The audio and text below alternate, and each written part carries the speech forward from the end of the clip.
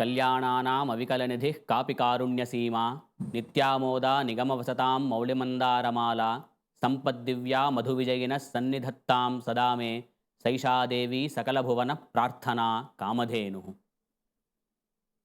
श्री देव्यै लक्ष्मी देव्यै नमः। सभी भक्तजनों को मॉरिशस सनातन धर्म टेम्पल्स फेडरेशन के माध्यम से अतिथि आचार्य के रूप में आईसीसीआर के द्वारा एवं केंद्रीय संस्कृत विश्वविद्यालय के द्वारा अतिथि आचार्य के रूप में नियुक्त डॉक्टर डी दयानाथ की तरफ से मॉरिशस सनातन धर्म टेम्पल्स फेडरेशन की ओर से आप सभी को नवरात्र पर्व की अनंत शुभकामनाएं एवं आशीर्वाद। आज हम बात करेंगे लक्ष्मी पूजन का वैशिष्ट्य क्या है। श्री कहा जाता है, लक्ष्मी का अनंत नाम है श्री, श्रियै नमः, अमृतोद्भवायै नमः, चंद्रसौदर्यै नमः, वैष्णव्यै नमः, वरारोहायै नमः। तो इसी प्रकार से विविध नामों से उस देवी का पूजन किया जाता है। उसमें वरारोहायै नमः, तो उस लक्ष्मी का एक अत्यंत विशिष्ट एक स्वरूप है, विशिष्ट एक स्थान है, जिस स्थान पर विद्यमान उस लक्ष्मी का पूजन करने से अनंत फल हमें प्राप्त हो सकता है। वह स्वरूप है वराह अवतार। आपने सुना होगा, 10 अवतारों में से एक हैं। इच्छामीन विहार कच्छप महापोत्रिन यदृच्छा हरे रक्षा वामन रोष राम करुणा काकुत्स्थ हेलाहलिन क्रीड़ावल्लभ कल्कवाहन दशा कल्किन्निति प्रत्यहम जल्पन्तः पुरुषाः पुनन्ति भुवनम पुण्यौघ पण्यापनाः। इस दशावतारों में से एक हैं भगवान वराह अवतार। वराह अवतार के समय उन्होंने, आप सब जानते हैं, इस पृथ्वी की रक्षा करके उन्होंने अपने दंतों में उस पृथ्वी को रख करके इस समुद्रमग्न हुए इस जल को, इस जलमग्न हुआ इस पृथ्वी को उन्होंने ऊपर उठाया। तो उस समय उनके हाथ ऐसे थे और पृथ्वी उनके मुख में थी। तो उस समय उनके हाथ में लक्ष्मी जी आकर के बैठी। तो जब वह लक्ष्मी जी आकर के इस हाथ में बैठी तो भगवान वराह का जो दंत है वह दंत उनके गाल में लगा। तो उस समय वो प्रफुल्लित होकर के, आह्लादित होकर के एकदम अपने स्ववस्तु स्थिति और स्वभाव को एकदम जर्जर अवस्था में उन्होंने प्रस्तुत कर दिया। अर्थात उनका इतना रोमहर्षित हो गई हैं, रोमांचित हो गई हैं भगवती। तो उस समय उन्होंने यह वरदान दिया, इस वराह अवतार के हाथ में बैठी हुई मेरा ध्यान जो पुरुष, जो मनुष्य, जो देवता करता है उसको सभी प्रकार के वांछित फल मैं प्रदान करती हूँ, ऐसा उन्होंने कहा। तो क्योंकि भगवान वेंकटनाथ जो महाकवि हैं वो कहते हैं कि वह जो दंत से लगा हुआ उनके गाल हैं, उस गाल से, उस दंत से लगा होने के कारण उनकी जो प्रफुल्लता है, उस आनंद अवस्था में जो कुछ भी मांगते हैं वो लक्ष्मी प्रदान करती है। क्योंकि आप सामान्य लौकिक व्यवहार में भी आप देख सकते हैं कि कोई बड़ा सा व्यक्ति, कोई बहुत बड़े गुरु हों या कोई बहुत बड़े अधिकारी हों, जब वो आनंद में होते हैं, जो वो खुश रहते हैं, उस समय आप कुछ उनसे मांगते हैं या उस समय आप उनसे कुछ पूछते हैं तो वो तुरंत जो है हाँ कह देते हैं, क्योंकि आनंद की अवस्था में वह सब संभव हो पाता है। इसी प्रकार तो सामान्य आनंद में ही अगर इतना सब कुछ हमें सिद्ध हो सकता है, तो आप सोचिए कि भगवान का जो अवतार है, वराह अवतार के समय उन्होंने वेद की रक्षा की, पृथ्वी की रक्षा की। उस पृथ्वी की रक्षा करते समय उन्होंने अपनी भुजाओं पे, अपनी कंधे पर अपनी लक्ष्मी को धारण किया। धारण करने पर उनका दंत उनके गाल पे लगा तो वो प्रफुल्लित होकर के उठी। तो उस प्रफुल्लित अवस्था में वहाँ हम लक्ष्मी का ध्यान करना है, ये विशेष अवस्था है। तो एक समय था जब भगवान देवराज इंद्र उस अपने स्वर्ग में वह अपने सभी प्रकार के ऐश्वर्यों को एक समय खो दिया था।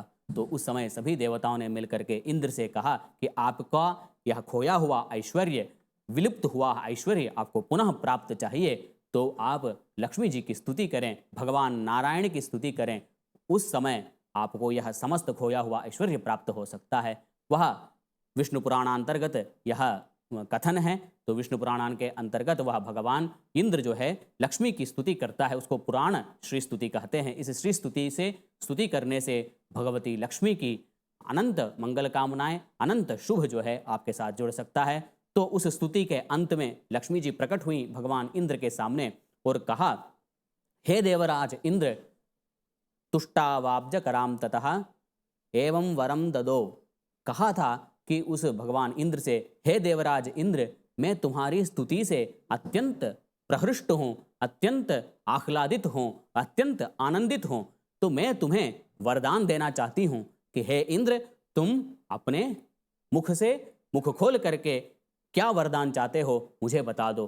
कि उसने जब अपने खोया हुआ, उसने क्या मांगना चाहिए था, क्योंकि उसके समस्त ऐश्वर्य नष्ट हो गए थे तो पराजित हो गया था। उसको क्या मांगना चाहिए था, तो मुझे ऐश्वर्य चाहिए, मुझे दोबारा इंद्र पदवी चाहिए, ये ना मांग करके उसने क्या मांगा। क्योंकि जब आपके सामने इतनी शक्ति, इतनी बड़ी शक्ति आपके सामने खड़ी होती है और आपसे पूछते हैं कि क्या चाहते हो, तो यही बात है ना। कुछ लोग पूछते हैं कि भगवान आपके सामने प्रकट हो जाते हैं तो क्या मांगते हैं, तो वहाँ भगवान इंद्र की स्थिति भी ऐसे ही हो गई। तो भगवती लक्ष्मी साक्षात आकर के उनसे पूछती है कि आपको मैं वरदान देना चाहती हूँ, जो मांगना है मांगो।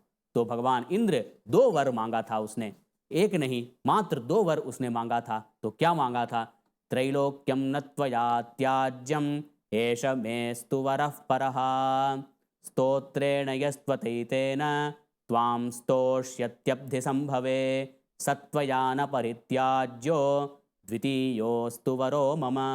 पहला वरदान उसने मांगा, त्रैलोक्य का वास हे भगवती आप कभी भी मत छोड़िए। त्रैलोक्य मतलब भूलोक, अंतरिक्ष लोक और स्वर्गलोक। इस तीनों लोकों में हे भगवती लक्ष्मी आपका अस्तित्व हमेशा बना रहे, ये मेरा पहला वर है।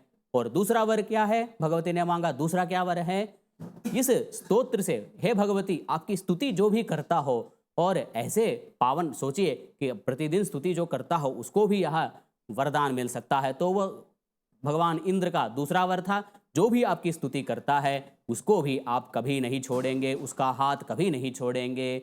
एष मेस्तु वरः परः सत्वया न परित्याज्यो द्वितीयोस्तु वरो मम।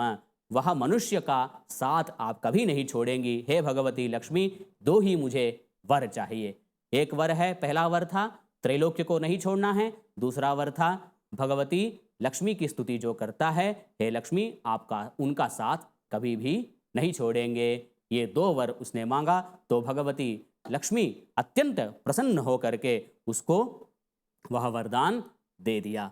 तो आप ये समझिए कि सामान्य रूप में एक भी दिन हम लक्ष्मीयै नमः, श्रियै नमः, अमृतोद्भवायै नमः, वरारोहायै नमः, चंद्रसोदर्यै नमः, अनेक लक्ष्मी के नाम हैं। किसी एक नाम से क्या हम प्रातः काल में एक बार जल फूल और सायंकाल में एक बार नहीं चढ़ा सकते हैं?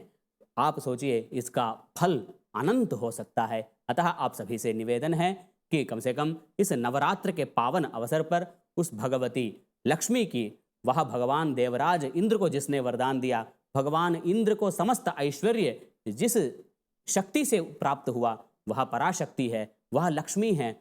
उस लक्ष्मी का स्तुति उस भगवती के रूप में आप सब लोग करें और उस स्तुति से, उस पराकृपा से, उसी की कृपा से कि समस्त संसार चलता है, तो क्या आपको किसी भी प्रकार के ऐश्वर्य की या धन की क्यों कमी होगी? तो किसी भी प्रकार की कमी नहीं होगी। अतः आप सबसे निवेदन है कि इस नवरात्र के पावन अवसर पर माँ भगवती की स्तुति करें और स्तुति के साथ साथ आप प्रतिदिन का यह अभ्यास बनाएं। ऐसा नहीं है कि पूजन विधि सिर्फ नवरात्र में खत्म हो जाएगी, ऐसा नहीं है, क्योंकि भक्ति तो अनंत है, भक्ति तो अविशेष है। तो भक्ति जो है हमेशा आपके मन में, आपके हृदय में होता है। तो जिसके हृदय में भक्ति होती है तो वह भक्ति पूर्वक जिस किसी को भी पत्रम पुष्पम फलम तोयम, जो आपसे संभव है उससे आप उस भगवती का, भगवान का, नारायण का, भगवती श्री लक्ष्मी का स्तवन करें, स्तुति करें और अपने घर में अपने बच्चों को, अपने रिश्तेदारों को यह आदत डालें और यह संस्कार दें। क्योंकि हमारे घर में जो देखते हैं वही लोग आचरण करते हैं। छोटे बच्चों को आप प्रवचन दीजिए, वो नहीं सुनेंगे, लेकिन आप उनके सामने आचरण करके दिखाएंगे तो वह आचरण में लाएंगे। अच्छा, माता पिता हमारे मंदिर जाते हैं, माता पिता हमारे भगवती लक्ष्मी की स्तुति करते हैं, तो मुझे भी करना चाहिए। ऐसा एक जो है संस्कार आपके उनके सामने आदर्श स्वरूप प्रस्तुत करें। उस आदर्श स्वरूप से उनका जीवन और उज्जवल होगा, जाज्वल्यमान होगा। तो इस विषय को आप मन में ध्यान में रखें। भगवान इंद्र को वरदान दे सकती है, तो भगवान इंद्र अपने लिए कुछ नहीं मांगा, तो भगवान इंद्र ने सभी प्रजाओं के लिए, मनुष्यों के लिए वह यह वर मांगा है। इस वर का दूसरा वर जो है वो इस यही मांगा कि जो भी है भगवती लक्ष्मी आपकी स्तुति करता है, तो ऐसी स्तुति करने वालों का हाथ आप कभी नहीं छोड़ेगी। तो एष वेस्तु वरः परः, तो यह परम वर जो है भगवान इंद्र ने हम सब के लिए है, हम सब की ओर से उसने मांगा है। अतः आप सबसे निवेदन है कि इस बात को आपके मन में अच्छी तरह से ध्यान करें, धारण करें और पराम्बा की, उस जगत जननी की, लोक माता की अवश्य पूजा एवं अनुष्ठान करें। और आप सभी को भगवती के कृपा से, लक्ष्मी जी की कृपा से अष्ट ऐश्वर्य की प्राप्ति हो। इसी मंगल कामनाओं के साथ आप सभी से मैं विदा लेता हूं। आप सभी को धन्यवाद। ओम शांति शांति शांति। प्रणाम।